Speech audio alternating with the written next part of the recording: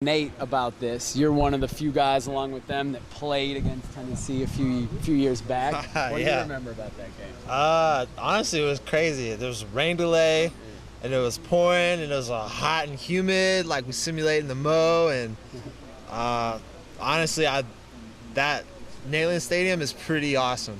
They fit a lot of people in that spot, and you know, it's definitely respectable the type of support they have for their team. Yeah, you played running back in that game, right? That was kind of in your early phase. Yeah. It was me and Nate in the backfield, so I don't know. Defenses might have been confused, like who's playing quarterback, but you know, I was honored to be back there with Mr. now Coach Costa. But yeah, it was a good time. Nate's coach, he told me he was working with the wide receivers. What does Nate know about playing wide receiver?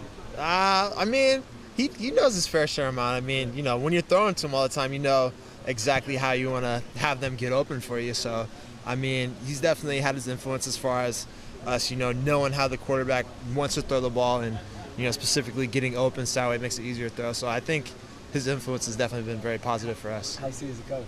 Awesome. I mean, you know, I feel like Nate is a very good friend of mine. I mean, from teammate to now coach, he's definitely a great guy.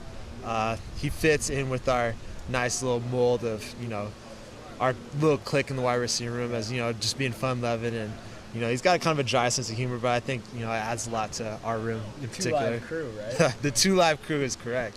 Are you on board with that? I know that's a Josh Huff's thing. Oh, no, most definitely. We're the 2 Live crew, and we are 2 Live, get the cameras rolling. Nice. Getting back to that Tennessee game, there was a lightning delay. What do you remember about that delay specifically and how that changed that game? I mean, you know, I guess in any, you know, turning point in a game, I feel like, you know, after that we kind of started getting it going a little bit. I mean, if I remember correct, we were definitely down at that point in time.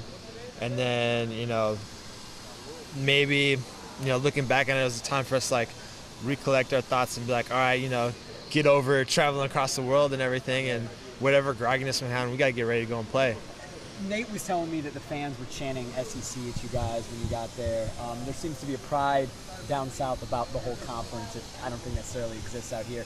Does the reverse go? Do you guys have a pride in beating an SEC team? That was the first time Oregon had played an SEC team in a while, at least in this kind of run. I feel like we have a definite pride in beating anybody. Yeah. And I think, you know, there's definitely a lot of hype as far as, you know, SEC being not only one of the top conferences, but definitely considered one of the best conferences. And I feel like, you know, anytime we can go out and compete against whoever thinks that they're the best, you know, it really says a lot about us and, you know, a lot about them in particular.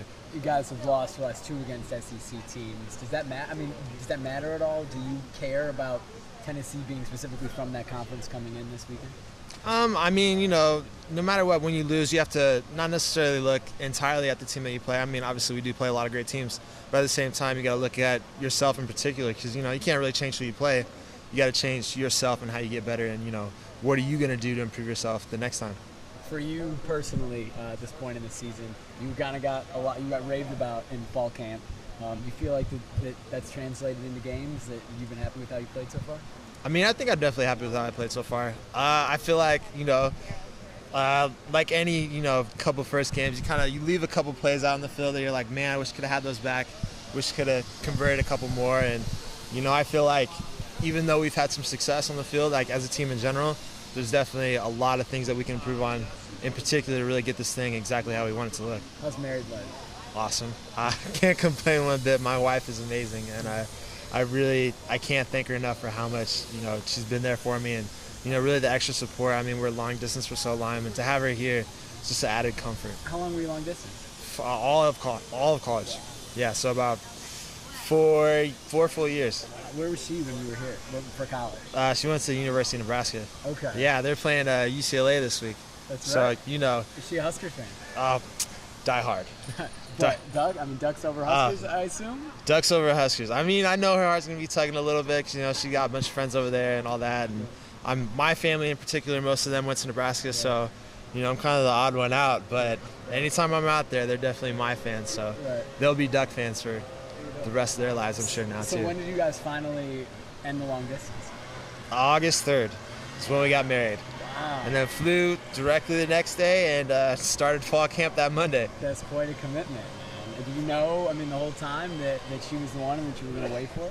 I mean, Yeah, pretty much. She was my high school sweetheart. Right. Been dating since we were about 15 years old, and held on all through high school, all through college, and just made it work. That's awesome, man. Congrats. Did she get to go out to road games with you guys? Did she get to come on the road? No, not necessarily to the road. I mean, she's definitely here to support me, and on top of that, she has things she has to do here. I mean, she works and things like that. So, what does she think about Eugene now that she's living here?